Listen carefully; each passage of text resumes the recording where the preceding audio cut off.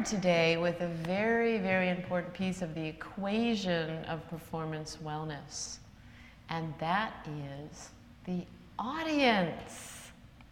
It's so important to think about why you're performing, right? A lot of us are performing because that's what we've always done, or we want to really show, the great talent that we have, or we are forced to do it because our parents wanted us to, or your teachers or whatever. But all of those things are important, but not as important as the fact that you are communicating your gift to the audience, and the audience is there to receive that gift and also to give back to you so that you can keep expanding your ability to give this gift and completing that cycle between you and the audience. So we're going to work on a technique today that's talked about in your manual called the giving and receiving feedback loop between the performer and the audience. And Joe is going to actually be an audience member that I am going to demonstrate the giving and receiving feedback loop with. So what is it that creates a magical performance? Would you just take a moment to think about the last time you had a magical performance? What were some of the elements that were present during that time?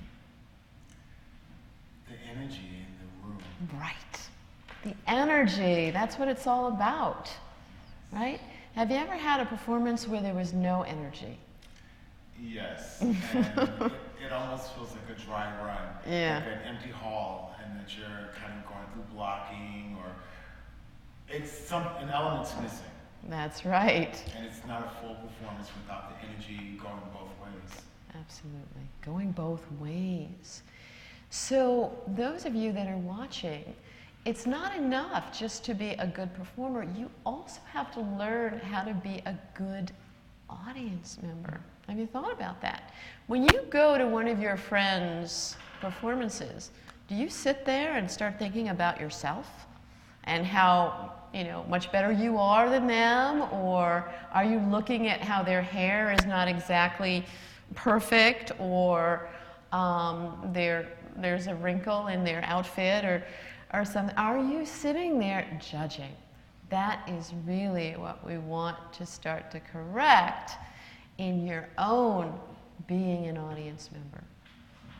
Versus the other side, which is, are you sitting there adoring this person on stage and empowering them, wanting them to do their best, feeling excited at the gift that you're about to receive, right? Depends upon who the person is, but what would it be like if you had that attitude consistently? One of the issues that I find with a lot of my students and clients is that their performances are not consistent. They're great one day, they're not very good the next day, they're awful the next day, they're amazing the next day. Why is that? Why do you think that is? I mean, there are a lot of factors.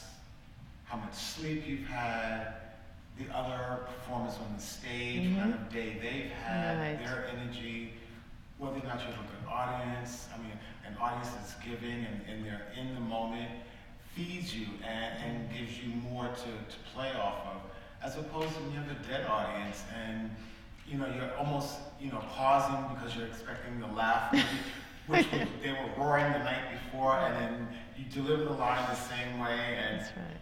you hear the crickets in the back row, and it kind of throws you, and you just have to work through that moment. So yes, there are differences in your performance, and you can feel it as it's happening. Right, exactly. But what I found with this particular technique is that if you're creating a balance inside of yourself between the audience and the performer, and there's this kind of mutual love and respect, that somehow that gets projected into the audience. and they tend to be more present for you. You know, it all really starts from inside, which is so much of what this class is about, is really preparing yourself inside and out to be the best performer that you can be.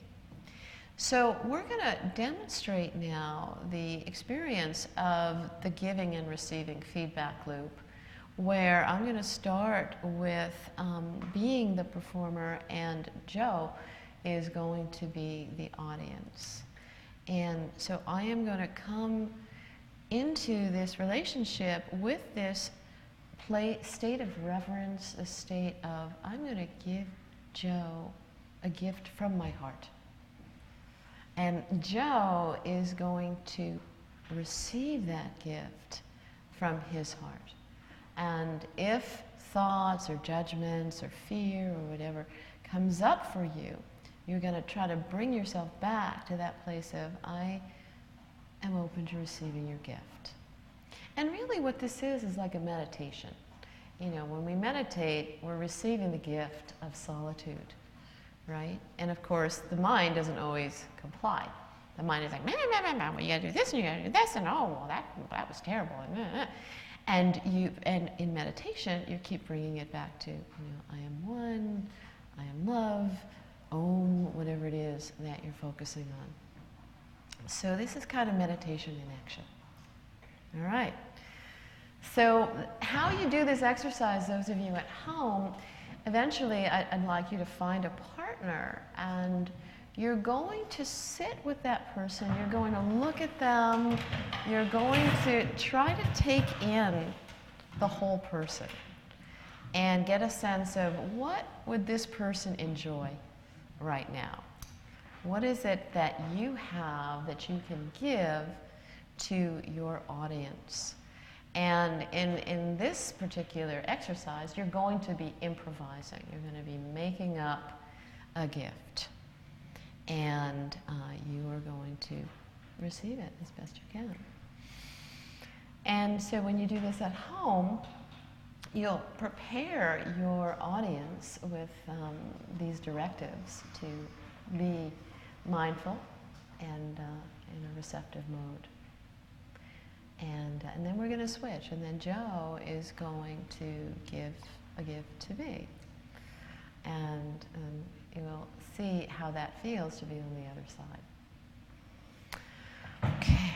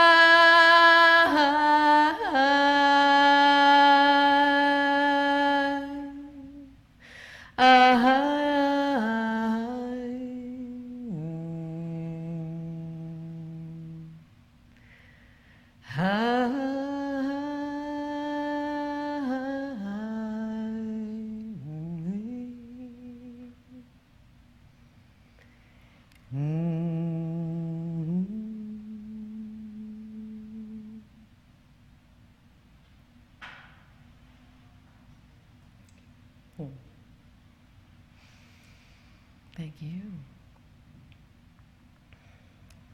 So, you want to then take a moment to process. What was that like for the listener? What was it like for you? Let's start with you. What was it like to be given to in such an intimate way? It's a good feeling, especially not knowing what to expect. Yeah. You were in the moment, enjoying the sound, the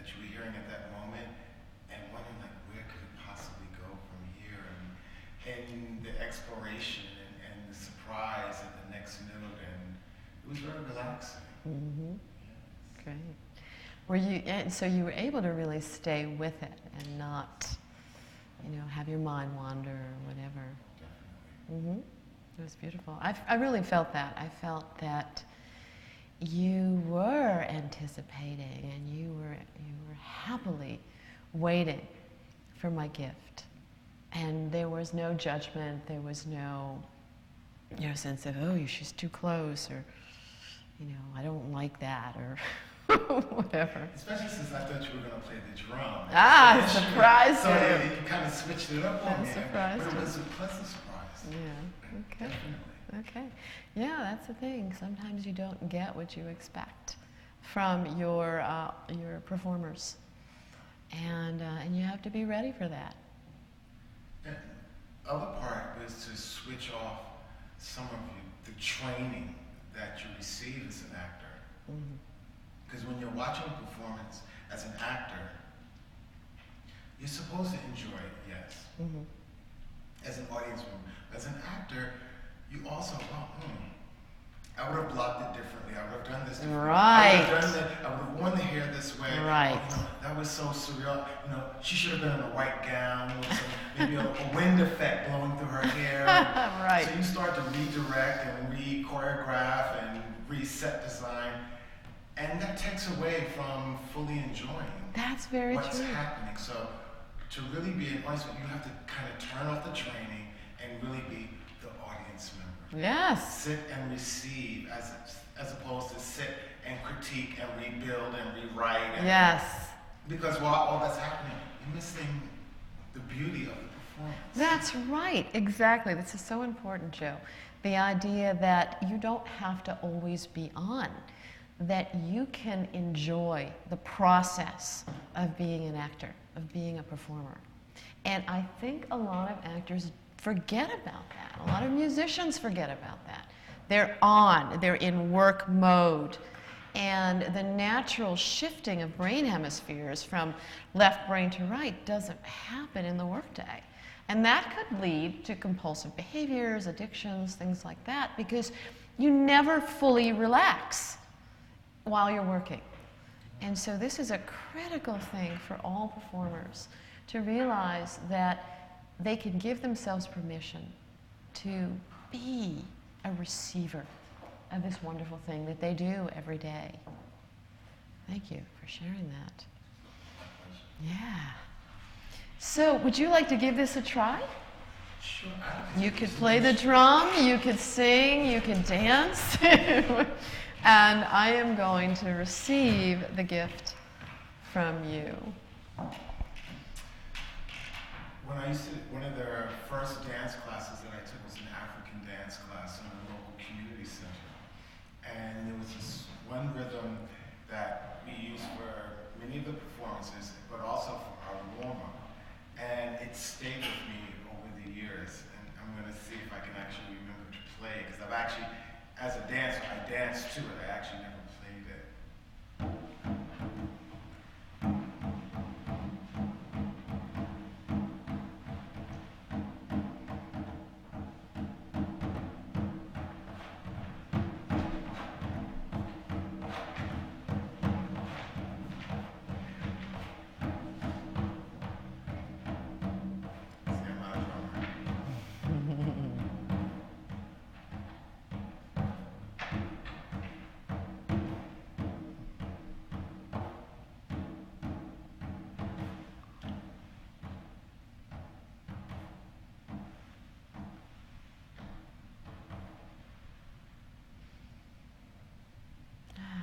Amazing. And it felt good to hear that again. Wow. I'm not the greatest drummer. It actually even took me back to a much happier time. And I hope that was able to relay to you. I felt that. I felt that you started out, being a little worried, and then you let go.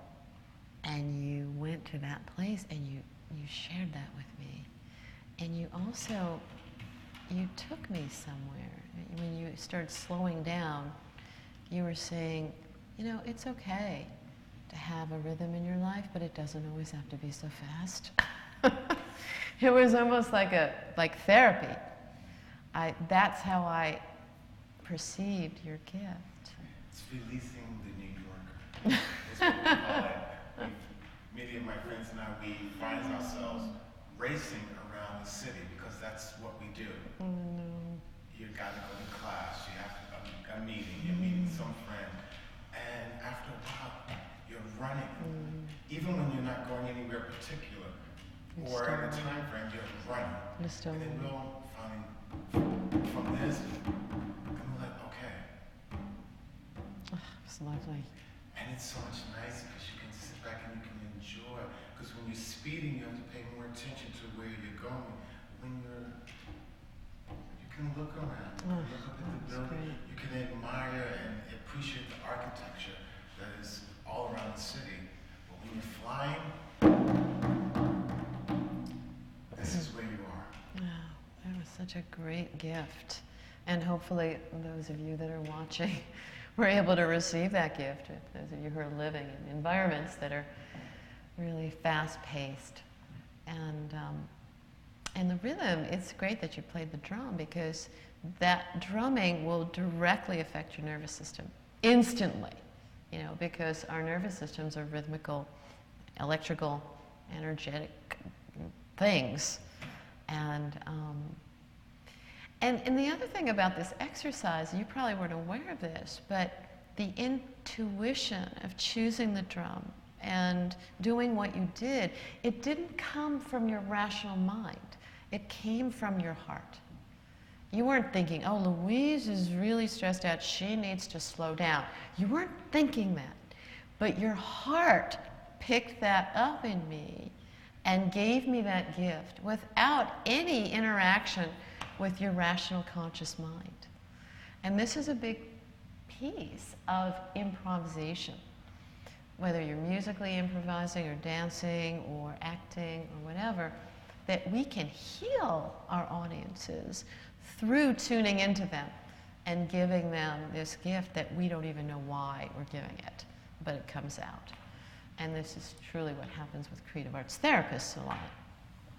You're moving from that place of intuition.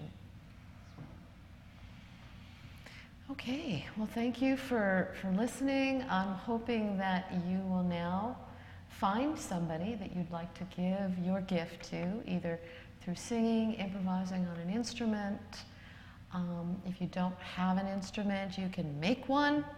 You can use even like a tic-tac box. You can make rhythms with that. Or get a pot and bang on it like you did as a child. But again, bang on it with love. And let us know what you come up with. Thanks so much.